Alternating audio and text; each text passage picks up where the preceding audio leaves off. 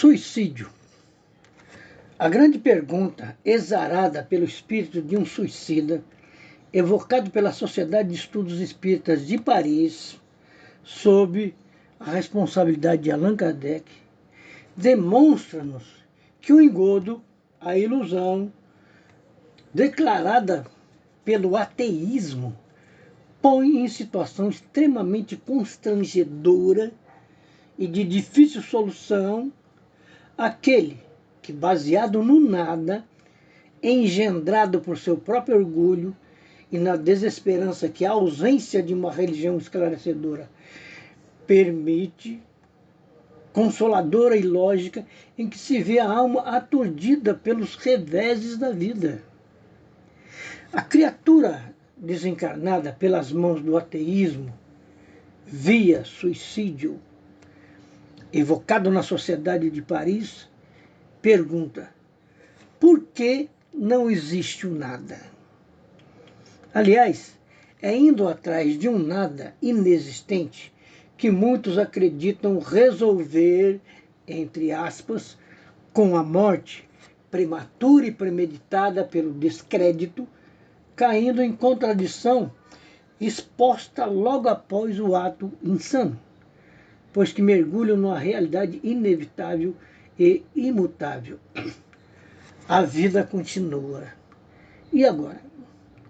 Tudo que acreditaram num período de vida material é envolto nos trapos da dor e do sofrimento, sentidos em escalas de parâmetros absurdos aos sentidos humanos e agora lá, no plano espiritual.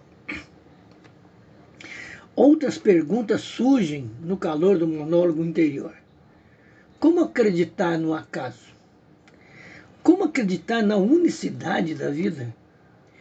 É acreditar que o acaso seja tão inteligente, capaz de criar um universo infinito, no qual a ciência já descobriu cerca de 200 bilhões de galáxias, corroborando a afirmativa do Mestre Jesus.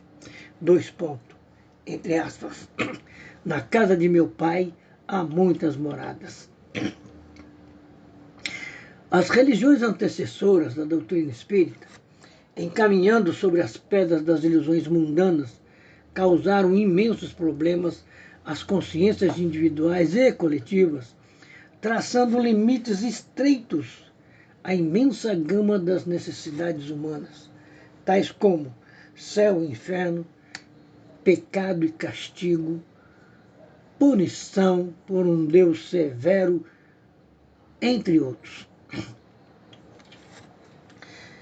No Evangelho segundo o Espiritismo, Allan Kardec afirma em 1864, fé inabalável só é aquela que pode encarar frente a frente a razão em todas as épocas da humanidade.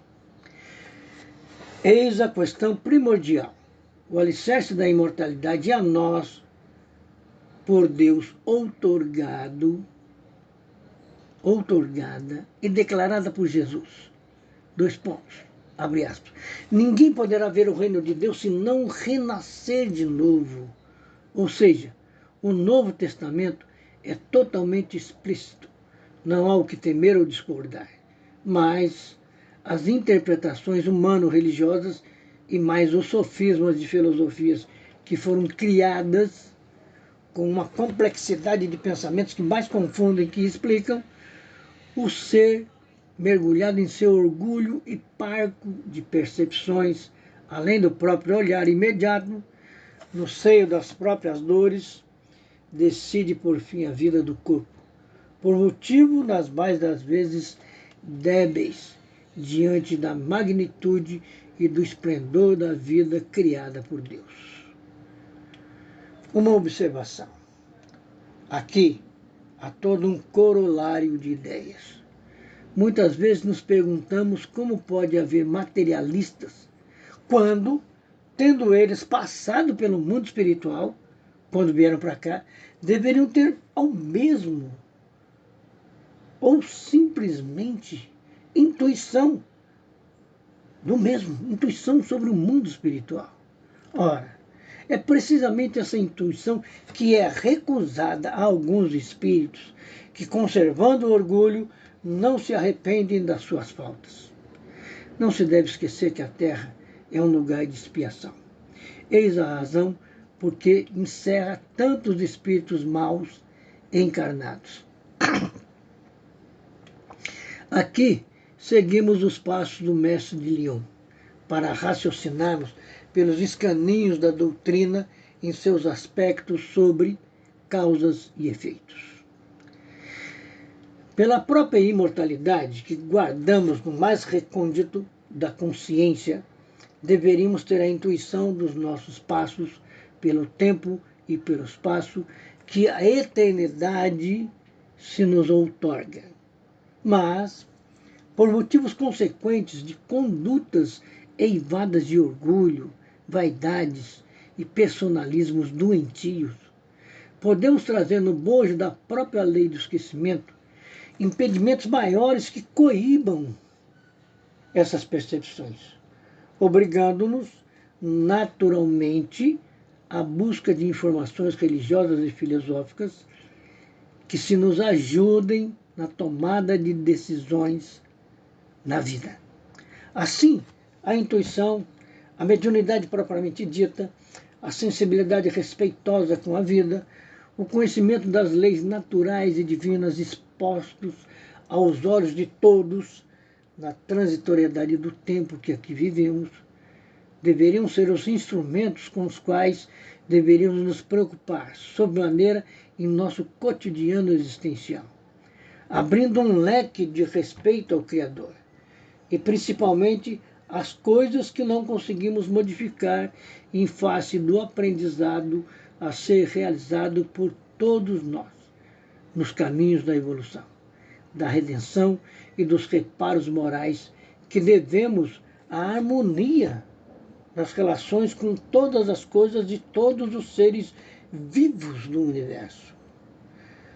O suicida se auto-julga e condena quando escolhe as penas do seu próprio futuro, infringindo a lei do Todo-Poderoso e Criador do Universo. E, claro, os resultados são extremamente desastrosos em suas implicações e consequências.